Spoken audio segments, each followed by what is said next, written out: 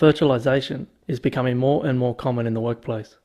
Virtualization allows you to take a number of existing servers and run them on one server. Doing this can reduce your costs, as well as having a wide range of other benefits. With virtualization becoming so popular, it is no surprise then that Microsoft is putting a lot of development behind virtualization. With Windows 2008, a new technology called Hyper-V makes its appearance.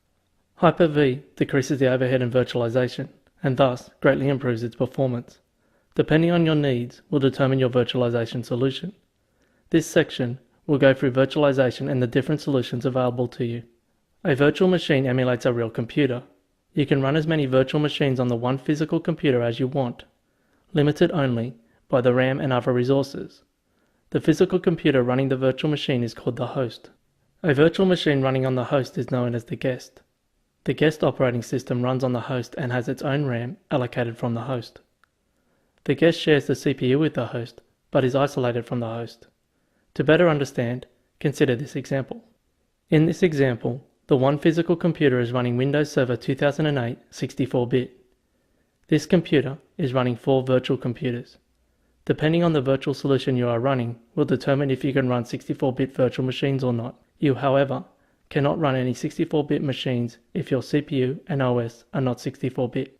In this example, there is a mixture of 64-bit and 32-bit virtual machines. Notice also, you can run non-Microsoft operating systems like Red Hat Linux. Depending on how powerful your hardware is, will determine how many virtual machines you can run and how well they will run. There are a lot of benefits to virtualization, and that is why it is becoming more and more common in the workplace. Let's have a look at some of the benefits. One of the major benefits of virtualization technology is its ability to simplify disaster recovery. Since a virtual machine is stored in a number of files, these files can easily be moved from one computer to another with different hardware. Using shadow copies, you can back up a complete server image while the server is running. If the server fails, all you need to do is restore the files for the virtual machine back to the computer, or even a completely different computer. To make this simpler, you can purchase System Center Virtual Machine Manager to manage your virtual machines. Using System Center Virtual Machine Manager, you can move virtual machines to and from your SAN, and even to another server. If you don't have System Center Virtual Machine Manager, you can simply copy or restore the file from one server to another manually. This gives virtualization easy portability. If the server running your virtual machines is blue screening due to a hardware problem, virtualization makes it easy to copy the image from one server to another and restart the virtual machine. You don't need to worry about reinstalling drivers. The virtual machine will just work on the new server. Because you can easily move virtual machines around, virtualization allows you to efficiently use resources. If you have a number of servers that are using a small amount of CPU, you may consider consolidating all these servers onto one server. Doing this allows you to better use the CPU. Consider this example. You are asked to set up a new application server. You look at the specs and determine that the CPU use will be low and requires about 1 GB of RAM. Of the two servers, you decide to place it on the left server as it has more free CPU. After the server is installed, you get complaints for slow performance. You look at the server and realize it is using 2 gigs of RAM instead of 1. With virtual machines, you can quickly move the virtual server from server to server. After you move the virtual server to the right server, you soon start to get complaints again. You look at the virtual server again and discover that more people are using it than originally expected. Its memory use has gone up to 3 GB. You have no choice now but to buy more RAM. Unfortunately, the right server cannot support any more RAM. It has a limit of 4 GB. You instead upgrade the left server and move the virtual server back again. As you can see, virtual machines are very easy to move around. If your needs suddenly change, you can respond in a way that best uses the resources that you have. If you need to add more resources later on, you can easily allocate them to virtual machines as required. Virtualization also goes far beyond saving money on RAM and CPU. By having a few powerful servers instead of a lot of small servers, virtualization allows you to have better and more reliable servers. If you have a few powerful servers, unless you have unlimited funds of course, you can install more redundancy in the form of additional power supplies, network cards, fiber cards, and even CPUs. Consider this example. Instead of buying a lot of small servers, the money you save could be put towards buying additional switches. With the money you save, if you are connecting via a SAN, you could purchase an additional fiber card. In this example, this server has 2 network cards and 2 fiber cards. If either one of the fiber switches or network switches fail, the server will continue to function. If there were 4 virtual servers running on this one server, to provide the same level of redundancy using 4 physical servers, you would require 4 times as many ports on your fiber and network switches and 4 times as many network cards and fiber cards. As you can see, the costs can quickly skyrocket. If the server does go down, it does take a lot more services down than just a single server running a single application. However, using your budget wisely, you can install a very stable server with just a few single points of failure, and this makes failures rare. Having a smaller number of servers, it is a lot easier to add additional RAM than adding RAM to a lot of smaller servers. You can also allocate the RAM and CPU any way you want between the virtual machines to best utilize your resources. If a server needs more RAM to run a large job, you can unallocate RAM from the other virtual servers and allocate it to the virtual server that needs it. Once the job has finished, you can allocate the RAM back. Without server virtualization, you would have to remove the RAM from one server and place it in another. Using virtualization, you can isolate your virtual servers from the network. This allows you to have a test environment which you can try out new applications and services without affecting the rest of your network. You can even install services like DHCP and network booting in a virtual environment, and this will not affect your production environment. Previously, to do this kind of testing, you would need to set up a test environment that was isolated from the rest of the network. Now with virtualization, you can do all this kind of testing on your desktop computer. Virtualization allows you to provide services only when needed. If you have an enterprise root CA, it is considered best practice for this server to be available only when it is needed. With server virtualization, you could place the enterprise root CA on a removable USB drive. When you need the enterprise CA, start the virtual machine from the USB drive. When it is not needed anymore, store the USB drive in a safe. This provides security for your certificates and also does not waste server hardware when it is only needed infrequently. Once you have decided to run virtual machines, you need to make a decision which software you will use to run your virtual machines. Microsoft offer the following virtualization software: Virtual PC 2007, Virtual Server 2005, and Hyper-V. It is also worth mentioning VMware Server as a third-party virtualization solution. You won't be tested on this in the Microsoft exam, but VMware Server is an excellent third-party virtualization solution that a lot of companies use. Depending on your needs and the operating systems that you are running, will determine which virtualization solution you can use. The first solution offered by Microsoft is Virtual PC 2007. Virtual PC 2007 can run on Windows Server 2003 and 2008, Windows Vista, Windows XP Professional, and Windows Tablet. This gives you a wide range of hardware platforms to run on. Keep in mind that the host in virtualization terms refers to the computer that is running the virtual machines on it. The guest is the virtual machine that is running on the host. Virtual PC 2007 supports the following guest or virtual machines: Windows Server 2003, Windows Server 2008, Windows Vista, Windows XP Professional, Windows 2000, Windows 98, and OS/2. This is the supported list, but you are free to install other OSs if you choose. When this training program was put together, Virtual PC 2007 only supported 32-bit guest operating systems. This may change in the future. You can download a 64-bit version of Virtual Server 2007. However, the 64-bit version will still only allow you to run 32-bit guest operating systems. Even though they are not supported by Microsoft, you can still install MS-DOS, Windows 95, Windows NT4, and Linux on a virtual machine. These operating systems should still work, but Microsoft will not support them if something goes wrong. Virtual PC 2007 has a limit of 1 CPU per guest or virtual machine. If you have a CPU that has multiple cores, the virtual machine will only see 1. With all the virtual machine solutions, one of the key features is network support. In network settings, you can configure your network adapter in a number of different ways. The first is local only. This option only provides networking support between virtual machines only. All virtual machines connected to local only will only be able to send data to each other. This data will not be sent to any other host on the network. If you want to create a completely isolated test network, select this option. If you select Sharing Network or NAT, This option piggybacks the virtual machine onto the host computer's network. Any virtual machine with this setting will appear to be just like any other physical computer connected to the network. Lastly, you can connect your virtual machine up to a specific network adapter. If you have a virtual machine that is using a lot of network bandwidth, you can use this setting to put it on its own adapter. When placed on its own network adapter, the virtual machine acts like any other physical computer connected to the network, except that the virtual machine is the only one that uses that adapter. Not even the host will use this adapter. All these network settings are available in any virtualization solution that you choose. Keep in mind that virtual PC networking is limited when compared with other virtualization solutions. For example, virtual PC only allows you to have one private network. This means that if you had two groups of test virtual machines, you could not place them on their own separate private isolated networks. Microsoft Virtual Server 2005 Release 2 with Service Pack 1 is designed for server operating systems.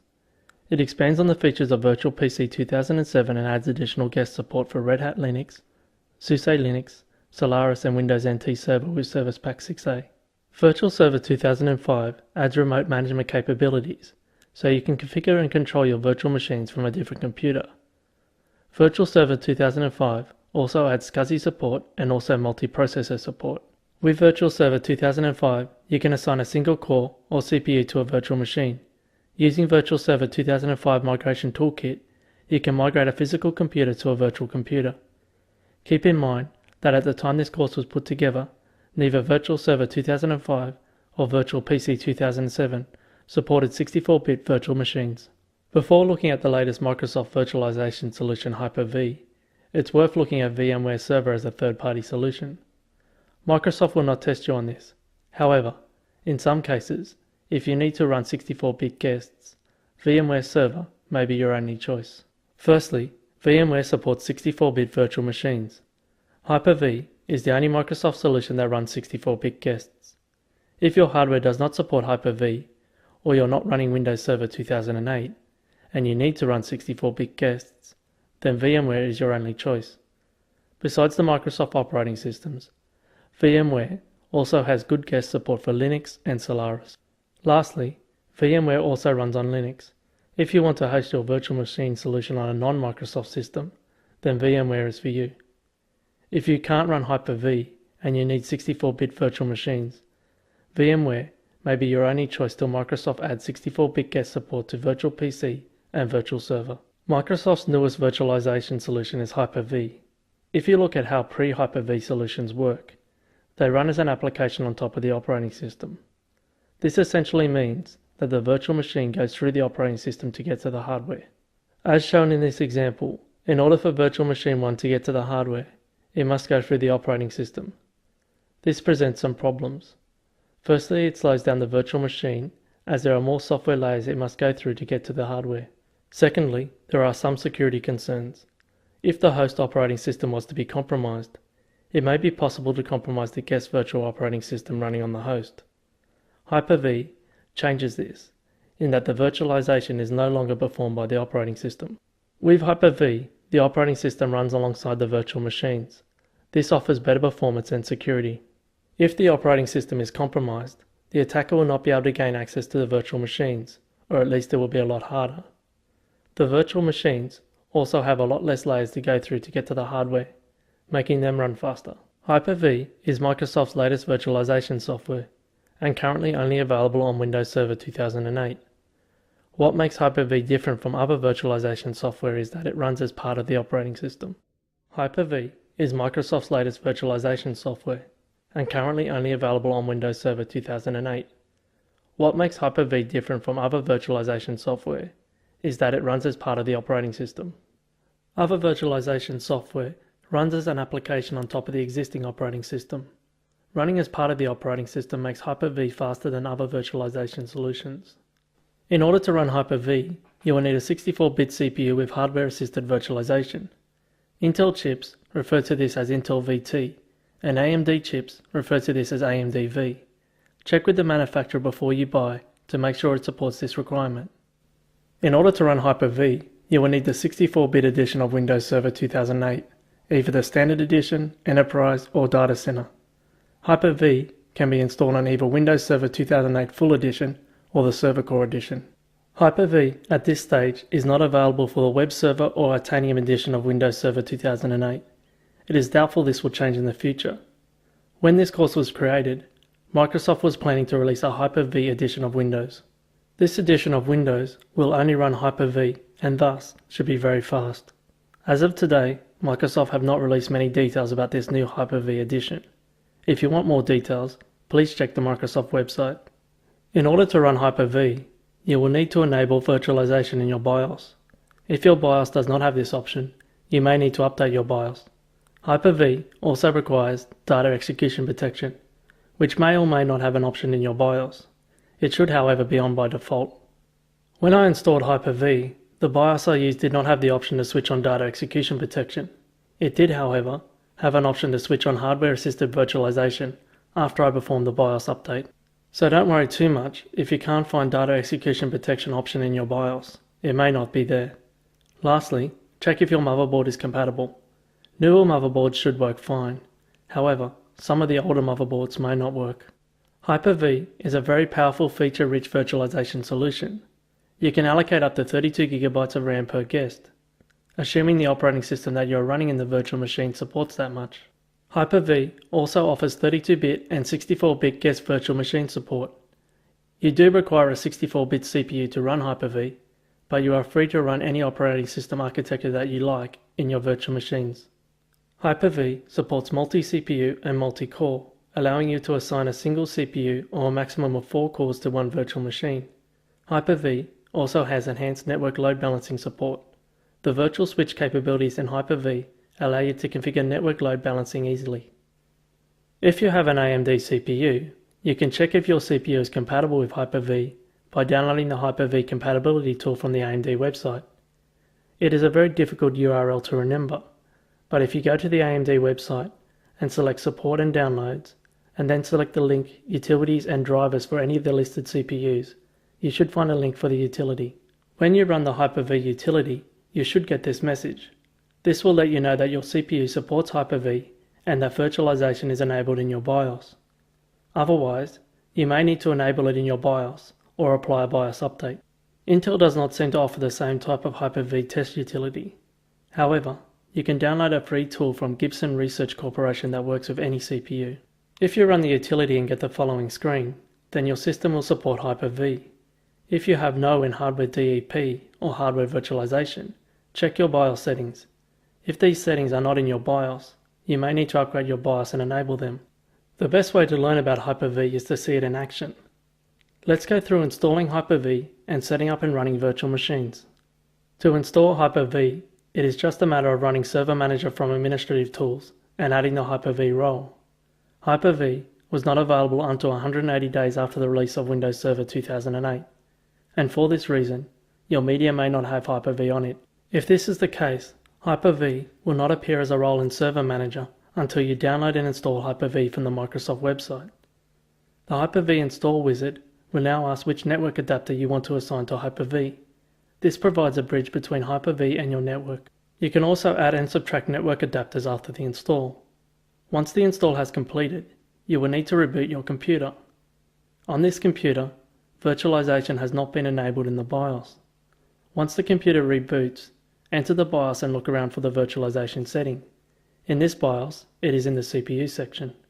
On this computer, I needed to perform a BIOS update before the virtualization setting appeared. So if something similar does not appear in your BIOS, you may need to update the BIOS first. Once virtualization is enabled, all I need to do now is reboot back into Windows Server 2008. Once I log back in, Server Manager will start and finish the setup. When adding roles to your server, remember, always log back in as the same user to make sure the install finishes correctly. Once the install is complete, it is a good idea to run Windows Update. Hyper-V is a very new technology, and Microsoft are constantly updating it. The original Hyper-V shipped with Windows 2008 only ran on a small amount of hardware and was a release candidate. In other words, it was not the finished version. Since then, it has expanded and become more stable. If I look in Windows Update, the recommended update at the bottom is for Hyper-V. This update takes Hyper-V to RTM, or release to manufacture. I highly recommend installing this update for Hyper-V if it is not already installed. Running the older release candidate is not recommended. After the update is complete, I will have to reboot again, but it is worth the wait. Now that Hyper-V is installed and up to date, I can now run it and create some virtual machines. To run Hyper-V, run the admin tool from Administrative Tools in the Start menu. You will notice on the far left-hand side that you have an option to import virtual machines. If you have any existing virtual machines, you can import them here, including virtual machines made with other products like Microsoft Virtual Server. To create a new virtual machine, select the option New and then select Virtual Machine. From the wizard, enter the name of the virtual machine. If you want to store the virtual machine in a special location, you could select the option at the bottom, Store the virtual machine in a different location. In the next screen, you can allocate how much memory you want the virtual machine to use. Set the value on how much memory you think it is going to need. You can always change it later. In the networking section, I can select the network to use my existing network card. If you created a private network earlier on, you can select it here and create a virtual machine isolated from your production network. On the next screen, you can create a hard disk for your virtual machine. Each hard disk is stored as a file. If you restore a hard disk from a backup or copied it from another server, you could specify the hard disk here. From here, I can select where to install the operating system from. You can install from DVD, ISO image, or even off the network if you wish. In this example, I won't install any operating system. That's it, the virtual machine is created and ready to use. Before I start using the virtual machine, I will go through the settings for the virtual machine. First of all, you can add additional hardware like SCSI controllers and network adapters. This is one of the things that makes virtualization so great. You could create a completely isolated virtual network and have one server to perform routing between this network and your production network.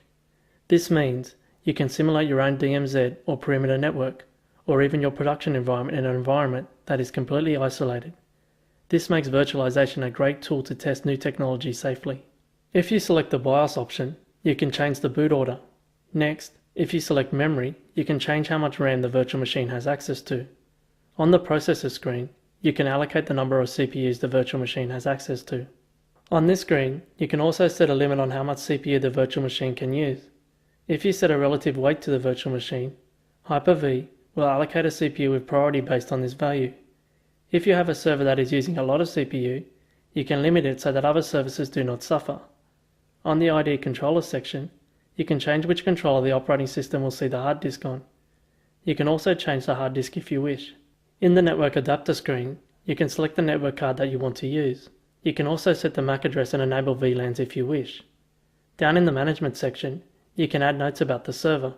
This can be useful when you have a lot of servers and forget what is installed on each one. Integrated Services allows you to select which services that you want to provide to your virtual machine. If you are running a domain controller in a virtual machine, you may want to switch off time synchronization. Domain controllers provide time synchronization to other members of the domain. If you enable this option, the local physical server will try and sync the domain controller to its time. This will result in the clock on both servers starting to drift from the real time. In the automatic start action, you may want to take note of some of these options. By default, if the physical server is restarted or crashes, only those virtual machines that were running will start up again when the physical server starts. Take note of the startup delay option. In a production environment, you may have a domain controller and other critical services that you need to start first. Setting a delay on non-critical servers allows time for the critical servers to start. Servers like Windows Update Server or Backup Server can have a long delay since they are not critical. If no delays are set, and you have a lot of virtual machines on the same physical server trying to start at once, when all the virtual machines try to start at once, there will be a lot of I/O, which puts a lot of strain on the system. Automatic stop action defines what virtual machines will do when the server is shut down. For example, if a UPS shuts the server down during a power failure. By default, the virtual machine state will be saved, and when the server starts up again, it will carry on from where it left off. If your server is processing a big job, this may be what you want. If the server is a domain controller, you may just want to shut it down. It really depends on what your needs are, what you set here. Even though the virtual machine is off, I can go down and select Snapshot. This will take a snapshot of the current state of the virtual machine, which I can revert back to later on. In simple terms, it means this. I can go and make any changes I want, and then press revert, and the server is back the way it was before. The virtual machine is not running, so I will now connect to it and start it up. There is no operating system on this virtual machine, so it will not boot correctly. To demonstrate snapshots, I don't need an operating system. Now I can take a snapshot of the virtual machine. You can see under snapshot there is now 2 snapshots. The next feature I really love. Just say I want to revert back to the first snapshot. If I select it and press apply, I have the option to go back to that snapshot. If I take another snapshot, you will see that I have 3 snapshots. The green forward icon shows the snapshot that is currently running. I can now easily switch between different snapshots at different times. To put it in perspective, you could be working on a server and decide that you need to make some changes. You take a snapshot and make the changes. You think, wait, these changes aren't what I wanted. You go back to the old snapshot and make some more changes. You then think, this is even worse than the original changes. You then decide to go back to the snapshot with the original changes. Snapshots give you all the freedom to go backwards and forwards in time at your leisure. That's it for this Hyper-V demo. You will find that once you start using Hyper-V, that it is easy to use and very powerful. Hyper-V, Virtual Server, and Virtual PC all use the same hard disk format, which comes in 3 different types. The first is dynamically expanding. The hard disk format expands as required. This type gives you the smallest size, but also the slowest performance. If you delete some data from your hard disk, it will not be removed from the hard disk, and thus, the hard disk file may be larger than the data that you have on the hard disk. With dynamically expanding disks, you can compact the hard disk, which will reclaim the deleted hard disk space. The next hard disk type is fixed. The fixed hard disk gives you the best performance, but does create a file as large as the hard disk you specify. The last type is differentiating. This hard disk type works in a parent-child relationship. Once you have created the parent hard disk, you then create a link between that and the child disk. Any changes made to the hard disk are stored on the child hard disk, leaving the parent hard disk the same. In other words, the child hard disk is storing the changes between the two. This means that if you later decide to remove the differentiating child hard disk, the original parent hard disk will remain the same. If you wanted to merge the changes, there is also an option to do this. Since the child is linked to the parent, if you change the parent, all child hard disks linked to this parent will reflect this change. If you are using differential hard disks, I would recommend making the parent hard disk read-only. When you are running an operating system in a virtual environment, it still needs to be licensed correctly. If you are running Windows Server 2008 Enterprise, then you can run free of charge 4 virtual Windows servers. This includes earlier editions of Windows Server like 2000 and Windows NT, as long as it is no more than 4. If you want to run more than 4, you can purchase another enterprise license and add another 4 virtual servers.